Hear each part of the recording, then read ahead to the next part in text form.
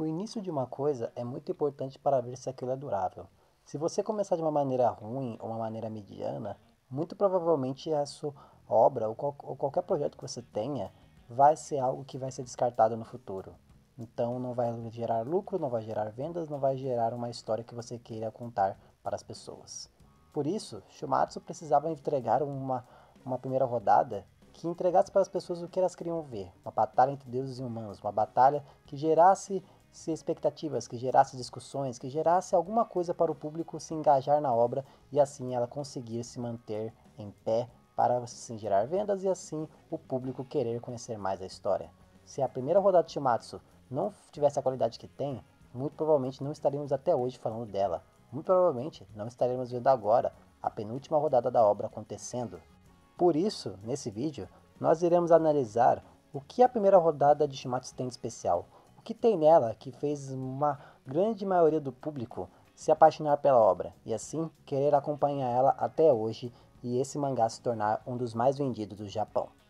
Hoje vamos analisar Thor vs Lubu e a sua importância dentro de Shimatsu, sendo a rodada mais importante de todas, com certeza. E para quem não me conhece, eu sou o Mr. Clover, seja bem-vindo ao meu canal. Caso gostem do conteúdo, sugiro que você deixe o like, ative.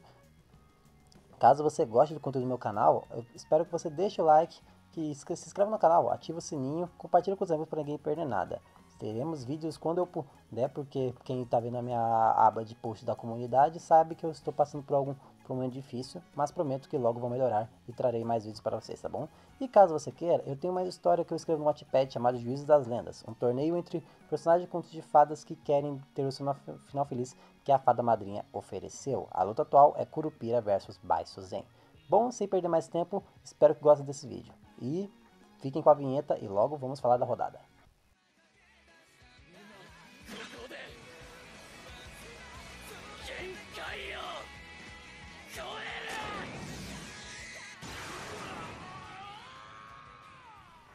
Esse vídeo vai falar da primeira rodada de Shimatsu desde o capítulo 1 da obra até metade do capítulo 7. Para assim podemos falar de maneira certinha sobre os dois personagens, tanto do Lubu quanto Thor, e também sobre coisas importantes para o universo de Shimatsu que já foram introduzidas desde lá de trás. E também algumas coisas que eu notei enquanto eu fazia essa releitura da obra. Eu vou falar para vocês aqui, Shumatsu foi uma obra que eu reli poucas vezes. A minha experiência com Shimatsu primeiramente foi no anime, e depois com os Rap Kids. Daí depois eu fui ler o mangá, e daí eu fui até o lançamento do capítulo do Tesla, o flashback do Tesla. E assim depois eu nunca mais reli. Então eu tô aproveitando essa minha releitura de Shimatsu para falar aqui com vocês sobre as rodadas. Se esse vídeo der bom, eu continuo fazendo vídeos sobre as outras rodadas de Shimatsu. E também falando de algumas coisas importantes para a lore da história. Bom, o primeiro capítulo de Shumatsu foi algo bem positivo para mim, que eu não me lembrava que ele era tão interessante assim. Porque eu não lembrava que a arte de Shumatsu era tão diferente da de hoje em dia. Não me entenda errado, a arte de Shumatsu nessa época era boa também. Eu acho que ela tinha uma vibe até que diferente. Porque se você for analisar, a arte de Shumatsu antes ela era muito mais impactante visualmente. Tinha muito mais traços, muito mais rabiscados, muito mais, vamos dizer, esquisitos. A arte tinha um traço também muito mais rebuscado, muito mais ousado do que de hoje em dia. Não que hoje em dia seja ruim, mas dá para notar que antes era muito mais solto a arte de Shumatsu. Não sei se teve alguma mudança do pessoal da equipe na época, mas com certeza dá para se notar com o passar do tempo mudanças. Enquanto eu vou relendo e trazendo esses vídeos para vocês, eu vou também acompanhando quando que exatamente a arte deu essa virada para a arte de hoje em dia. Mas mesmo assim eu posso dizer para vocês que a arte é algo sim muito bom em Shumatsu desde o início. Eu gosto muito que nesse primeiro capítulo de Shumatsu, eles tratam muito o lance dos deuses serem seres absolutos. Muitos dos painéis mostram os deuses de maneira muito imponente, muito acima de todos. Ou esse quadros dos Zeus mostrando que mesmo ele estando nessa forma velha catética, ele é um deus, ele está acima dos outros seres. A narrativa também desse primeiro capítulo, que já te deixa preparado para esse grande evento que vai acontecer, é muito bem feita. Como eu disse lá na introdução, o primeiro capítulo, na verdade, o início da obra é muito importante para o seu leitor ficar interessado na obra. E isso, a primeiro capítulo de Matos faz muito bem. Ele te vende essa ideia do Ragnarok de uma maneira muito consistente. E também nos dá uma protagonista muito interessante que é a Brunhilde, que eu não me lembrava que a Brunhilde já tinha uma baita personalidade logo no início. Porque ela parece ser uma pessoa angelical, fofa e tudo mais. Só que também ela é muito boca suja e também muito ousada diante dos outros deuses. E você já fica apegado a ela e quer ver mais dela, quer ver o que ela fará a seguir. Isso eu infelizmente não posso dizer da Gol, que infelizmente é uma personagem que nesses 7 capítulos que eu li, 6 capítulos e meio, né, na verdade, é uma personagem bem chatinha e muito nada a ver. Infelizmente a Gol só vai ganhar pra mim uma questão mais de personalidade e carisma lá para as rodadas mais pra frente. Por enquanto ela é uma personagem que está lá para ser uma suporte para Brunhilde explicar mais do mundo para a gente, porque a obra já explica que a Gol, ela é uma valquíria e está em treinamento, então a Brunhilde vai ter então a oportunidade de explicar para ela as coisas do nosso universo. A Gol, nesse momento, é uma personagem de orelha. Só depois o autor vai dar para ela algum papel a mais, inclusive um papel que ainda nem sabemos direito qual é dentro da obra. E a obra já te vende logo no primeiro capítulo a violência que ela terá mais pra frente, porque meio de uma forma um pouco gratuita até, o Zeus mostrando toda a sua animação com o evento Ragnarok mata o dragão. Eu acho essa cena um pouco meio desnecessária, tipo, meio que se essa cena não existisse, a gente diria que o Zeus é alguém muito animado com questão de lutas e tal. Mas, inclusive, essa cena não tem nem no anime, essa cena dele matando o dragão. É uma cena que eu penso que é uma coisa mais para impactar. Porque o primeiro capítulo de obra é para ser mais impactante mesmo, para te vender, para você ficar interessado. Então, acredito que essa cena do Zeus matando o dragão seja mais para o leitor ficar fisgado com a leitura a mais, entendeu? Agora, uma coisa que Shumatsu vai tratar bastante logo nesse primeiro capítulo, que eu não me lembrava que já era no início, era a questão de que os deuses, eles se fingem ser seres absolutos, eles se fazem como seres que estão acima dos humanos, eles criticam os humanos como se os humanos fossem muito irresponsáveis, só que a própria Brunhilde mostra para nós que os deuses são muito mais fáceis de provocar, ou seja, os deuses podem fingir que são seres muito racionais, que estão acima, o intelecto deles é muito superior aos humanos, só que eles são muito orgulhosos, eles não se permitiriam que alguém achasse que os humanos. Eles não se permitiriam conviver com a ideia de que alguém achasse de que eles estão com medo de enfrentar os humanos. Por isso o Ragnarok aconteceu, porque os deuses são orgulhosos e não gostariam que isso se espalhasse. Então é muito interessante ver essa construção logo de início que vai se reverberar lá pra frente no mangá, falando que deuses humanos não são tão diferentes assim como os deuses vendem, sabe? E também é legal ler Shumatsu depois que você já sabe algumas coisas que foram reveladas mais pra frente. Um exemplo disso é a Brunhilde, com todo o lance com o Siegfried e o Odin. Então você lê o mangá já com uma outra visão, sabendo que tudo que está acontecendo, você fica muito, esse Odin aí tá aprontando. Porque antes você pensava que o Odin era um cara super misterioso, ele realmente é. Só que agora que você sabe realmente qual que é o plano dele, você fica lendo e fica, caraca, agora eu sei que cria uma sensação muito boa nessa releitura e que o Memura fez muito bem, porque essa sensação de você já saber das coisas que vão acontecer, e mesmo assim você querer ler, é uma ótima façanha do autor. Toda essa postura vendida logo no início do capítulo e que é quebrada depois pela Brunhilde mostrando que os deuses não são seres tão perfeitos assim, ela é depois mostrada ainda mais durante a rodada, mas logo eu falo isso. Agora, falando dos protagonistas dessa primeira rodada, Lubu e Thor, o que eu achei de ambos personagens? Eu vou dizer pra vocês, essa batalha que tem o tema dos mais fortes, né, a solidão do mais forte, que depois, muito tempo depois de Jutsu, vai trazer de novo essa discussão e vai reverberar entre o público bastante, é uma discussão até que bem feitinha aqui dentro da rodada. Não é uma mil maravilhas, não é uma coisa 10/10, mas eu me lembrava de ser algo bem mais raso. O lance do Lubu ter passado a vida inteira dele buscando sempre um oponente à altura e nunca ter achado, e isso ter acabado com a vida dele, e ele preferir se entregar ao seu inimigo do que passar mais um tempo na Terra sem que alguém entendesse como ele se sentia, é muito interessante. Só uma coisa, tá? Eu não vou aqui falar do spin-off do Lubu. Se tem mais uma coisa no spin-off dele que fala mais sobre os sentimentos deles e tal, deixa pro spin-off dele. Aqui estamos falando só da rodada em si e o que o Memura quis transmitir sobre esse personagem nem Shumatsu. O spin-off é o spin-off, tá bom? Uma coisa interessante no Lubu é que ele sempre foi atrás de um oponente, ele sempre seguiu em frente buscando esse oponente à altura. Ele sempre buscou isso para conseguir se sentir feliz, que isso é até falado no final da rodada. Ele estava querendo ter uma satisfação completa, uma coisa que infelizmente ele nunca teve, porque ele tinha companheiros e não é como se ele não se sentisse bem com eles, mas ele queria que alguém entendesse realmente o que ele sentia, alguém que entendesse o que é ser forte. E ninguém ao redor dele sabia o que era ser forte. Antes mesmo dele morrer, um pouco antes, todos ao redor dele não entendiam por que ele estava tão entediado, por que ele estava bocejando daquela maneira, pois ninguém entendia o fardo dele ser tão forte, ninguém entendia isso, por isso ele não queria ficar naquele mundo. Ninguém na Terra sabia como o Lu Bu sentia. Logo, ele preferia abandonar esse plano e ir para um lugar que ele encontraria aquele que entendesse como ele se sentia. E isso que é uma coisa que contrasta com o Thor. Porque o que vemos do Thor é alguém que nunca buscou enfrentar alguém à altura. Eu digo buscar, é uma coisa de ir atrás. Porque os gigantes vêm até ele, os Jotuns vêm em destruir o Asgard, mas ele não foi atrás deles. Eles vieram atrás de problema e o Thor finalizou. Só que o Thor nunca, pelo menos no que vimos do personagem, nunca buscou alguém à altura, porque nunca via alguém à altura dele no céu. Então ele simplesmente estava esperando alguém o encontrar, alguém saber como ele se sentia. E isso é muito interessante, pois mostra que narrativamente eles estavam sim destinados um ao outro.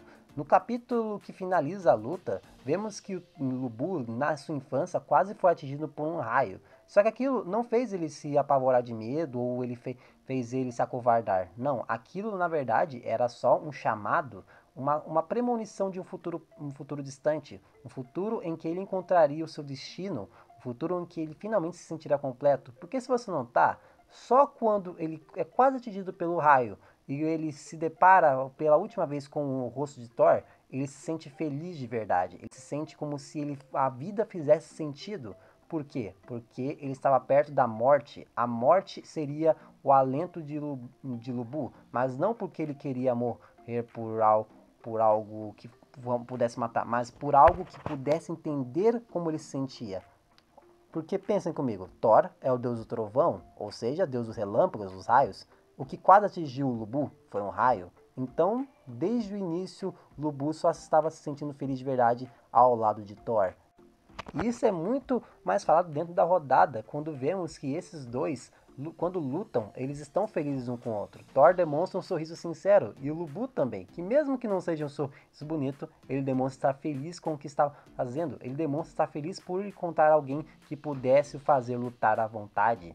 Pois Lu Bu sempre buscou melhorar, sempre buscou se tornar mais forte, porque mesmo que ninguém na Terra pudesse o enfrentar, isso não era desculpa para ele se acovardar, para ele ficar acomodado do status que ele estava, pois ele sabia que um dia ele encontraria esse ser que pudesse o fazer lutar a sério.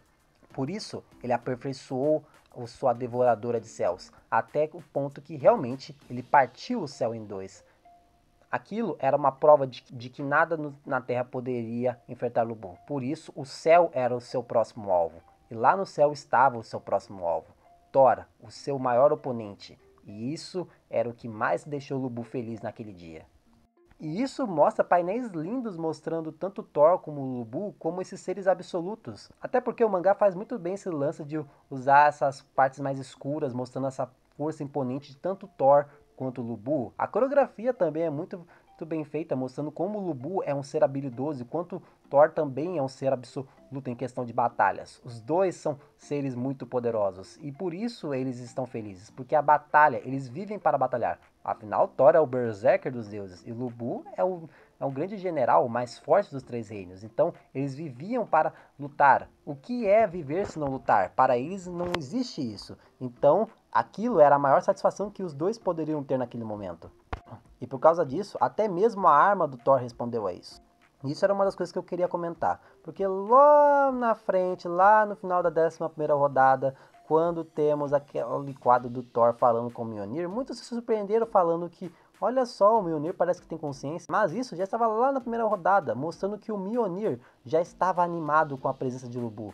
O Mjolnir tem uma consciência que corresponde à do Thor. O Thor mesmo diz, você está animado também, não é? Então, o Mjolnir respondeu ao espírito de luta do Lu Bu. Por que o Mjolnir nunca havia despertado antes? Isso não é só um truque narrativo para o Thor ficar mais forte, não, não.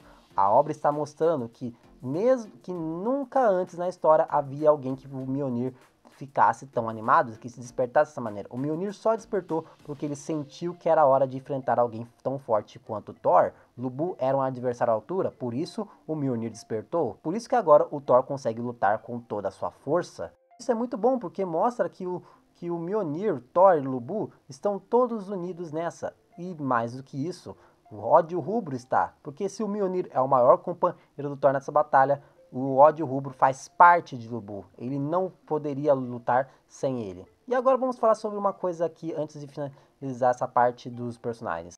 Se você notar, em todos os painéis que vemos o Lubu com o seu cavalo, a maioria pelo menos, o Lubu sempre está caminhando em direção à esquerda, pelo menos à nossa esquerda. Todas as vezes que vemos ele está indo para a esquerda. E no final da rodada nós vemos o Lubu indo para a esquerda. O que isso significa? Significa que desde lá atrás, desde o início da jornada de Lubu, Lubu estava destinado, ele estava caminhando em direção ao Thor, como eu tinha falado lá atrás. Aquele raio era uma premonição, um chamado, um anúncio de uma batalha que estava por vir. E Lubu estava instintivamente indo atrás dessa batalha, perseguindo adversários mais fortes, perseguindo sempre o mais alto. E mesmo não conseguindo enfrentar alguém à altura na Terra, nunca foi alguém na Terra, sempre foi alguém que estava lá nos céus. Por isso ele sempre continuou seguindo a direção que deveria, o seu destino, mesmo não sabendo que esse era o seu destino. Enfrentar Thor nunca passou na cabeça de Lubu, mas isso era o que ele mais queria, enfrentar alguém à altura. Uma coisa que se nota é que quando o Lubu perde as pernas no fim da rodada, vemos que tanto o Lubu quanto o Thor não estão satisfeitos ainda. Na verdade, o Thor não demonstra muita satisfação até quando ele mata o Lubu, porque Thor sabia que faltava algo que ainda não tinha acabado nessa rodada. Ele sabia que Lubu poderia oferecer muito mais do que aquilo. E tanto o ódio rubro mostrou também que ele poderia. A Devoradora de Céus era a sua arma final, era a sua cartada final contra Thor. E nesse momento, tanto Thor quanto o Lubu desferiram seus ataques mais fortes e massivos. E mesmo assim, não foi o suficiente. Ora pois, numa batalha entre deuses contra humanos, seria meio estranho se os humanos vencessem logo a primeira rodada. E isso que eu gostei. O Memura, como escritor, foi muito corajoso de já mostrar a humanidade perdendo logo na primeira rodada. Ele poderia fazer uma rodada esperançosa mostrando que, não, o Lubu, ele perseguiu tanto e finalmente ele conseguiu enfrentar o oponente à altura e assim venceu. Mas essa não era a jornada de Lubu, nunca foi. A jornada de Lubu foi perseguir alguém forte, alguém que pudesse entender como ele se sentia. E logo depois disso, morrer em paz, porque isso já estava predito lá no seu flashback mostrando o raio quase o atingido. Lubu só sente prazer perto da morte, e o que mais seria prazeroso do que morrer nas mãos de alguém que entendesse ele completamente? Logo, Thor era o seu destino final. A vitória nunca foi o seu destino final. Vencer Thor nunca foi o seu destino final, e sim morrer nas mãos dele e assim ser feliz por completo. E mesmo assim, Thor não estava satisfeito, pois faltava algo que ainda não tinha acabado. Ele matou o Lubu, só que ainda não acabou, e isso que era o que faltava. Os companheiros de Lubu que estavam com ele desde o início, que mesmo que não entendesse completamente o seu líder, foram perseguir até mesmo para Niflheim, para o esquecimento, para o lugar onde eles não iriam mais voltar. Eles iriam desaparecer para sempre. Só que isso não importava, pois Lubu era a força absoluta nos Três Reinos e eles estavam junto deles. Por que ficar num mundo onde essa força absoluta desapareceu? Por que ficar em um mundo onde a base dele sumiu? É mais sensato ir com ele. E Thor entendeu muito bem isso e baniu eles para Niflheim. E nesse momento Thor se sentiu completo. Esse painel onde mostra Thor nesse fundo branco vazio, olhando para o céu, que antes ele olhava para o céu, um céu escuro, sangue em volta, mas não preenchia por completo. Agora ele finalmente estava completo, ele finalmente estava feliz, pois agora sim a sua jornada estava completa. Ele finalmente enfrentou alguém à altura, alguém que entendeu como ele se sentia, alguém que também tinha um companheiro fiel, alguém que tinha um ideal a seguir, que era somente enfrentar alguém à altura, alguém que simplesmente queria batalhar com alguém que o entendesse finalmente. E é isso que eu gosto dessa rodada. A rodada é simples, só que ela comunica muito, muito bem a sua mensagem. Os mais fortes devem se enfrentar enfrentar e assim se entenderem completamente, pois só os mais fortes vão se entender. Mas mesmo assim, mesmo ela comunicando de maneira bem feita a sua mensagem, eu sinto que o Thor poderia ter algo a mais de personalidade em seu flashback, porque nós só vemos ele no final do seu flashback. E mesmo que aquela cena comunique um pouco o seu sentimento, eu acho que a do Lobo comunica até que melhor, porque lá mostra ele por todo o flashback. No flashback do Thor nós temos toda uma enrolação mostrando os guardiões, aqueles gigantes devorando os guardiões, e desespero e tal. Isso não importa. Eu acho que era muito melhor ter focado no Thor, ter focado nesse vazio, nesse sentimento dele. Focar mais nisso. Tanto é que se você for ver mais pra frente, o Thor vai ganhar alguns lugares de mais destaque, mostrando mais da sua personalidade. Mas isso não é o foco agora. Estamos falando aqui da rodada.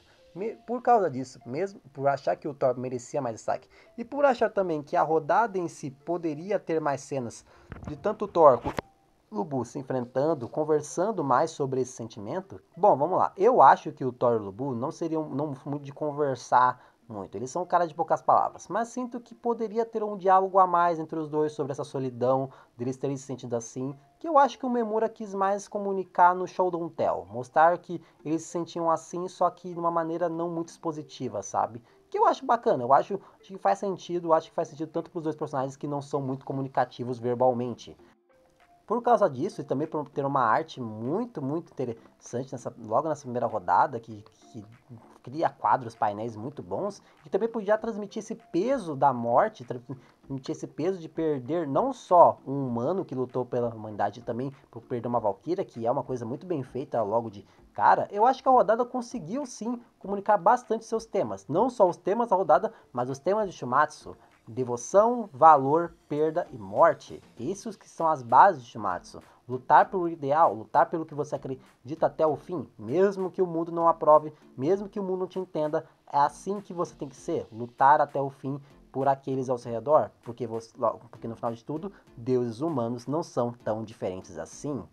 Por causa disso, por causa de tudo isso que eu falei, a minha nota final para a rodada 1 de Shumatsu, Thor vs Lubu, é uma nota 7,5.